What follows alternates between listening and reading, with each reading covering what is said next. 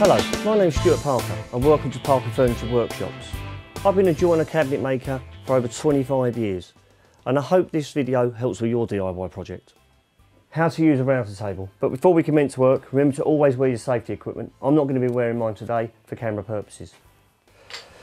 Basically, a router table is an undermounted router underneath within a table.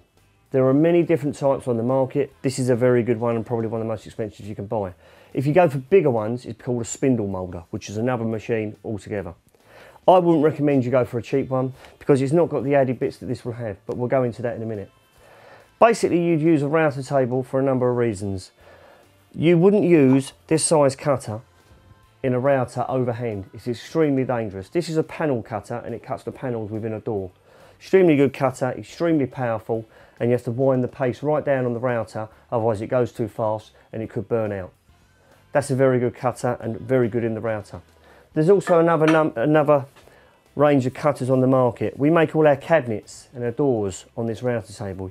There's various cabinet making sets on the market as well as big dado mouldings and various mouldings for skirtings, etc. We also use it for rebating large areas of doors and windows, etc. But today we're just going to run an MDF piece just with a small cutter in it. But mainly we'd use this for big cutters, making decorative mouldings, etc. There are also box sets on the market which are extremely good and we use these here too. Let me tell you a little bit more about the router. If you're looking for a router table, the things you need to look for. Don't go for the bench mounted ones because you've got to screw them to the bench and they're just a waste of time. You want to get one with a good pair of legs on it and ones that have got adjustable legs so you can move it to the raise and tilt of the floor. Also, rather than messing about underneath to get the height of the cutter, get one with a top guided so it can wind the table up and down. Basically, you need a sturdy fence and a sturdy bed. Again, there are laminate ones out there which are okay, but they're not as good as these. Also invest in a good extraction kit. As you can see here, we're linked up to a good extraction. You'll be surprised how much debris comes out of these cutters. Not so much here in our test piece because this is a small cutter, but when we use the bigger cutters, there's a lot of wastage that needs to be got away. If you don't use an extraction kit, this tends to clot up the bed and make the cutter judder and jump. So now I'm going to run a piece and show you how to use it. Basically, as I turn on here, the hoover will automatically come on the extraction.